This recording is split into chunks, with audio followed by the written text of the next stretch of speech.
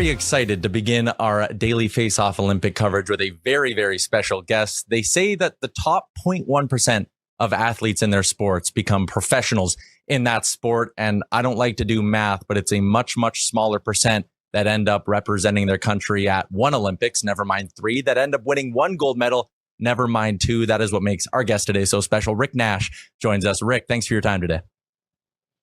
Thanks for having me. Looking forward to it. Really buttered you up with that intro because we're going to kick things off with your first Olympic Games. And it's the only one where you didn't come home with a gold medal, but you were 21 years old on that team in 2006. Take me back to what's going through a 21-year-old Rick Nash's mind when he's named to that Olympic team, a team that was coming off gold in 2002. Yeah, it was incredible. The first thing that kind of caught my eye was that it was, most of the guys that were in 2002 in Salt Lake City and guys that I grew up watching and had posters on my bedroom wall of these guys. And next thing you know, I'm tying my skates right beside them. So it was incredible. I understood that Hockey Canada was kind of at a turning point as well, where they wanted some young players to come in and gain experience. And that's really what it was. There wasn't many minutes played, but it was still incredible. And obviously it didn't finish the way we wanted it to, but to get to play on a line with Joe Sakic and Jerome Iginla, I mean, just the memories and having Pat Quinn as a coach, it was incredible. There was a lot around that time. And I mean, that 2002 team ended up winning, but there was drama with, the goaltending and the way that was handled and other things that have always kind of been whispered about behind the scenes. And a part of our interview series is Jeff Merrick talking to Chris Pronger about some of those things. Again, you're young in that group, but did you ever get the sense that any of the drama that may have bled out from 2002 leaked into that 2006 team, or did it really feel like a cohesive team? Yeah, for me, I was maybe oblivious to it at that age, and just so excited to be on the team that I wasn't kind of involved or had the past experience or knowledge of what kind of that drama was. So I'm sure Chris would have a better landscape on what actually was happening or wasn't happening. But for me, it was more so excitement just to be there, be an Olympian, get to experience everything in the village that Torino had to offer. And for the most part was just try to learn and kind of be a sponge off these guys. Because again, the lineup that was on that team for Team Canada was an incredible source of knowledge that I could kind of learn there in Torino and bring back to my club team in Columbus.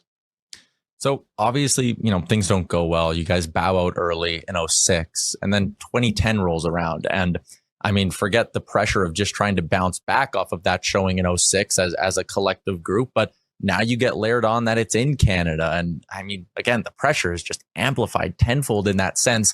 When you talk about the experience you had in 2006 and being a part of a team that, again, like bowed out early, did that experience help from 2006, or did it almost like add another layer of pressure for you being like, okay, like I again have to win on home soil? Great question.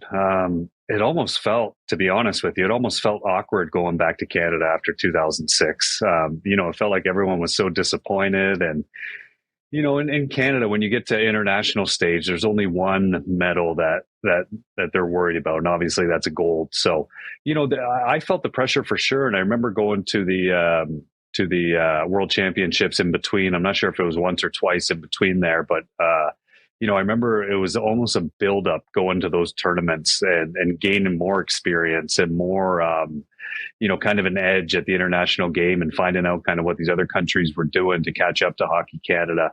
And then 2010 rolls around and, what a way to have even more pressure on you. You stick the Olympics in your home country.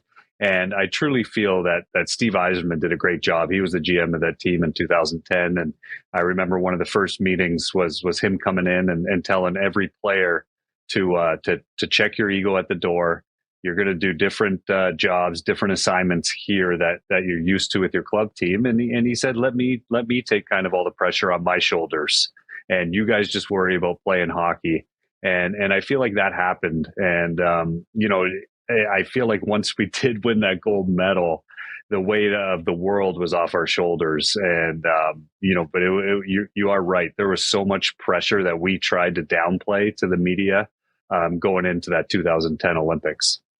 It's so funny because obviously the golden goal and winning the gold, like it erases any other moment in that tournament that might have happened. But looking back on it, it wasn't smooth sailing for you guys. Like that 2010 team wasn't like and we'll talk about the 2014 team in a little bit, but like 2014, you guys weren't giving up a goal in any of those games. I think it was one in the final three, but in 2010, like you lost in the round robin. You had to play in the qualifying round. I remember that matchup against Russia, who again looked like gold medal favorites. That came in the quarterfinals. Like you guys had some real tests of adversity throughout that tournament.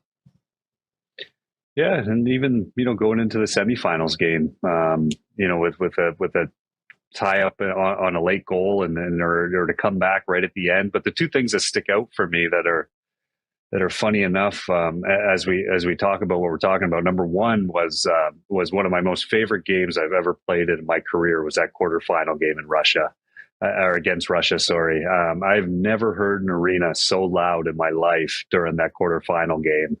The atmosphere was just incredible. And the second part of that is there was a lot of adversity, and I think there was a goalie change along the way too there, which raised a lot of flags and a lot of questions. But the other part of that is just the way that the guys answered the bell when we did go down, or when they did tie it up, or when we did go into overtime.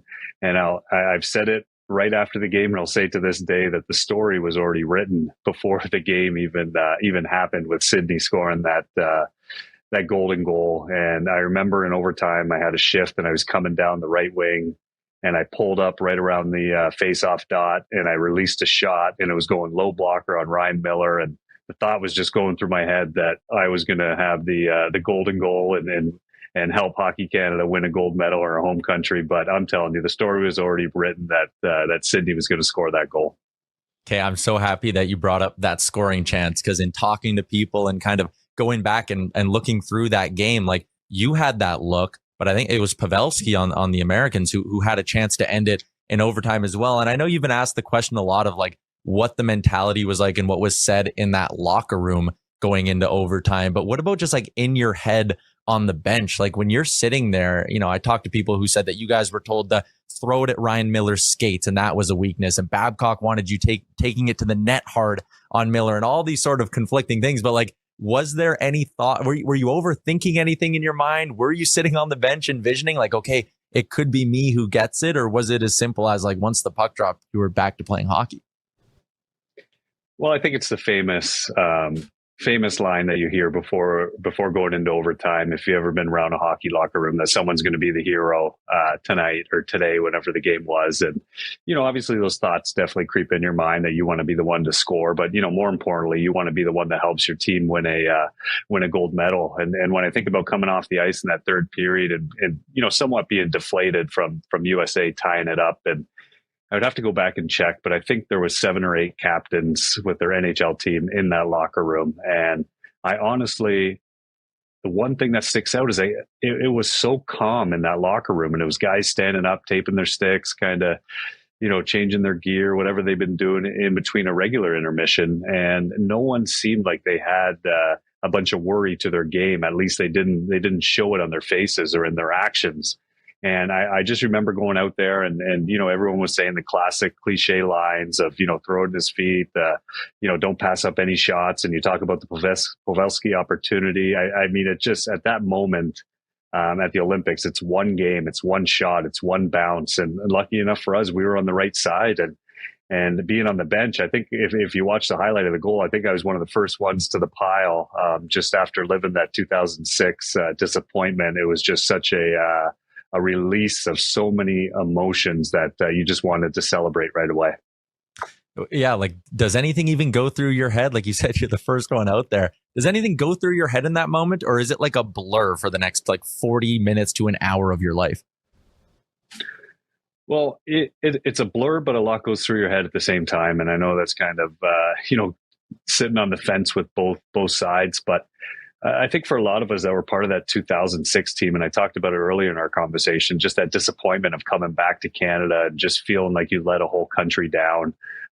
Those were kind of the first emotions that popped through my head was how excited the fans were going to be. And I'll never forget it kind of celebrating in the dressing room after we were sitting in front of a TV, and they kept flashing to each city. So they went from Vancouver to Edmonton to Calgary to Winnipeg to Toronto to Ottawa to Montreal, and they kept going across the country, and it just showed the celebration in the streets of all the Canadian hockey fans. And I mean, it was one of the most proud moments of my hockey career, and honestly, it was the best way to describe it for me. The way I felt was a huge weight off our shoulders that we brought the gold medal home.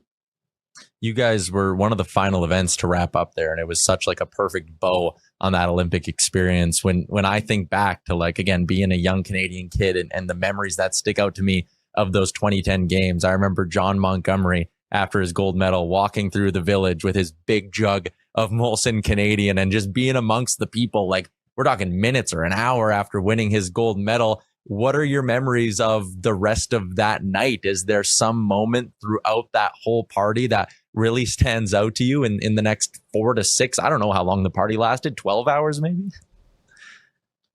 Yeah, it was that one was fun in the dressing room. I think that's kind of where most of my memories last was inside the dressing room. Afterwards, we got to see our families.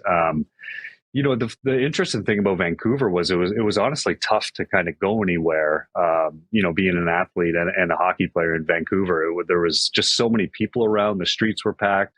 I did hear of some teammates, getting out downtown and partying, but we kind of went back to the family party and hung out with my parents and just kind of reminisce that, we finally did it. You're an Olympic gold medalist, not just an Olympian, but, the party lasted, but we were right out the next day, right back to kind of NHL hockey and back to work. So we did get to enjoy it a lot, but it was a lot of family members, a lot of significant others there.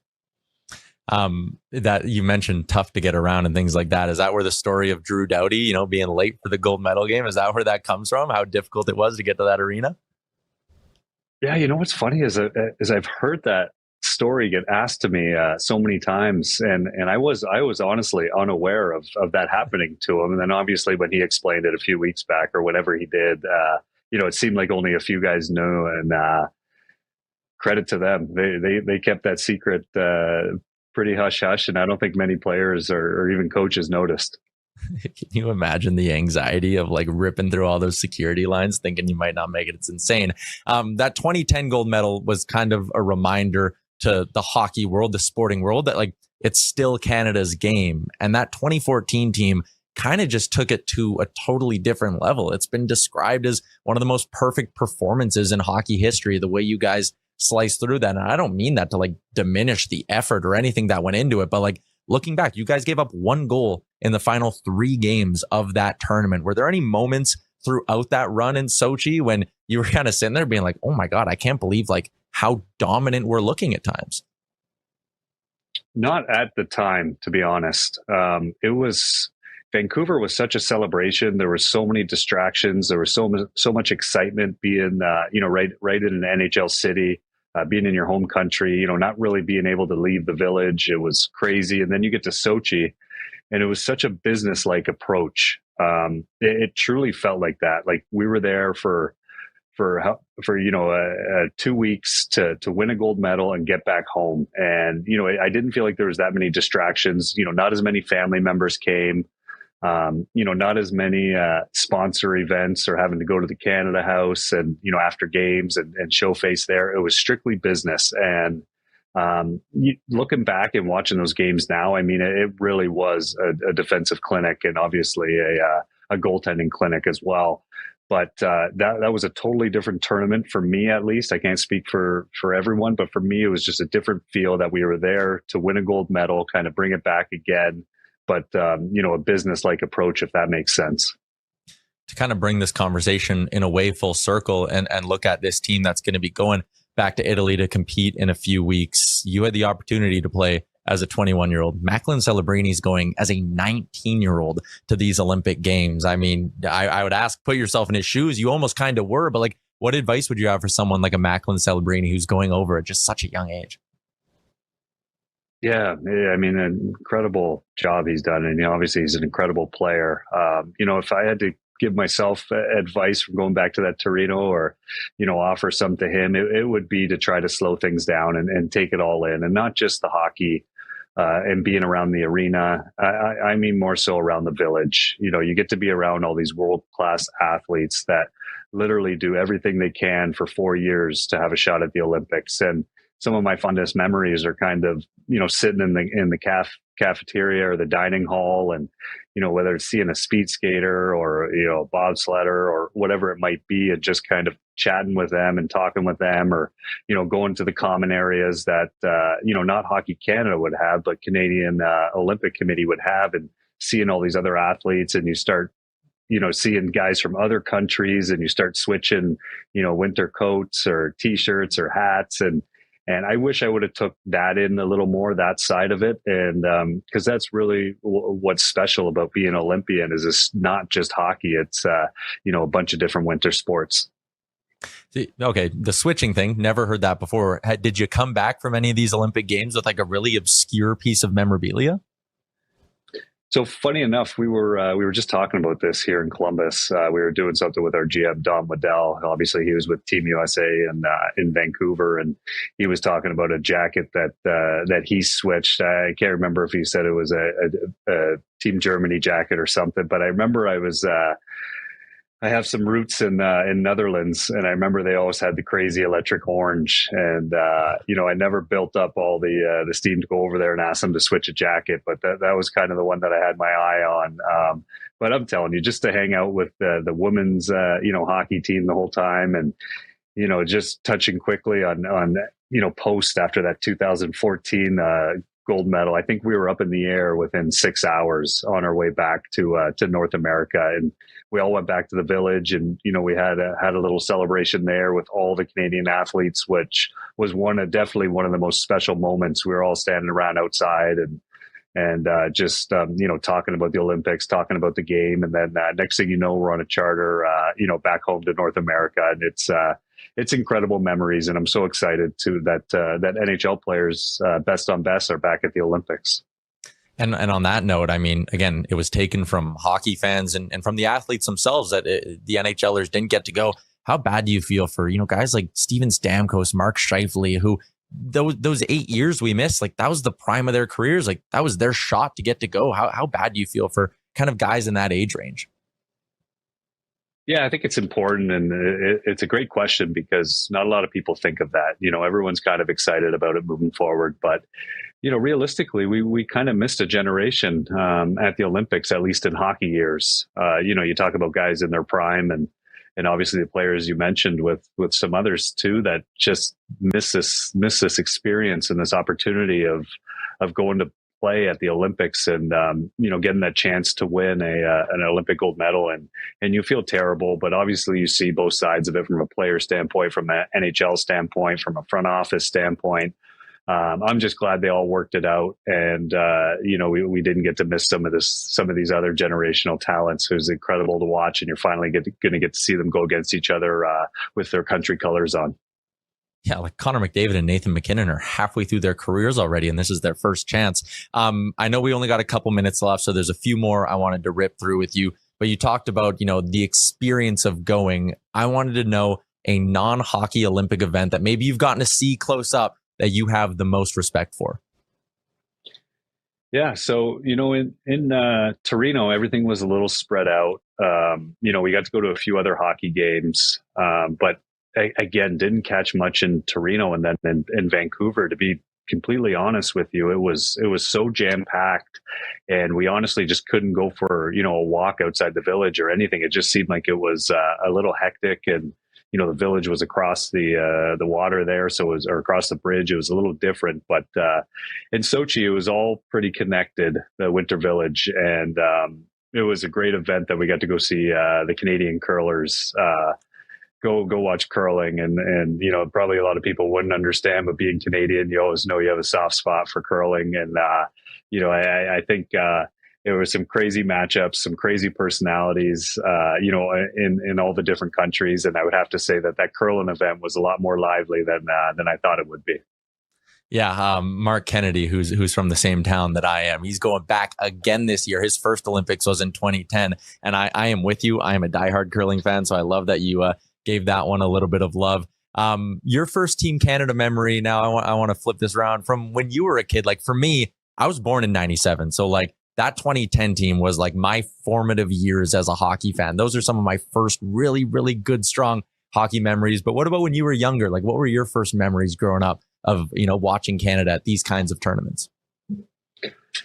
Yeah, well, obviously, but my first memory is probably my dad putting on the Summit series and VHS and having us rewatching that and just kind of explaining to me and my brother just kind of the rivalry that Canada has with other countries, and from there it kind of goes on to 98 and the shootout, and in between that, obviously all the World Juniors.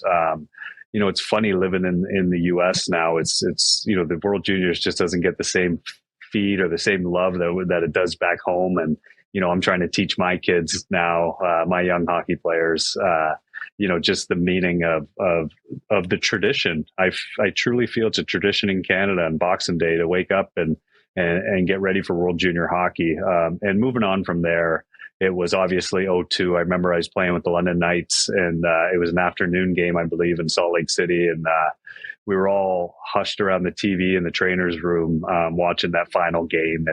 And it was incredible. And I never would have thought 4 years later I would be playing with some of those guys. But I'm telling you, to wear the Hockey Canada jersey is one of the most special things that I've done in my career.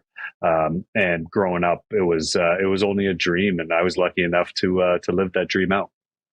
Last one, I think it's a fitting one to end on. Where are your gold medals now? Are you someone who tucks them away in the safe and like keeps them away, or are they framed up on display? Where do they sit? Yeah, funny question, because we were just talking about them this morning, and we have some nice frames with locks on them, but they never seem to make it in there. They're always fun to pull out when people come over, especially every 4 years when the Winter Olympics come around. And I just got an email this morning from my wife that she wanted me to go into one of the kids' classrooms and read them a book about the Canadian Olympics and the Canadian hockey team, and bring the medals. So funny you ask. They're tucked away in a safe, but sometimes we put them in the frames and bring them out for people to see. And I still look at them, and all those memories come flooding back, and they're so fun to share with people and let people hold, and then they realize how heavy they actually are. So it's funny. They're tucked away in a safe place. I appreciate you taking some time and taking a trip down memory lane with me today. Again, very generous. So appreciate it, and enjoy observing this year's best on best at the Olympic Games. It's always fun to talk Hockey Canada, and thank you for having me. And those are some great questions. Hey, hockey fans, if you enjoyed that video, then make sure you hit the subscribe button right here on the Daily Faceoff YouTube. We have you covered for everything you need. Exclusive interviews on The Sheet with Jeff Merrick, all the latest hockey news on Daily Faceoff Live, and you can always get your morning started with Johnny Lazarus and Colby Cohn on Morning Cup of Hockey. Don't miss a minute. Hit that subscribe button.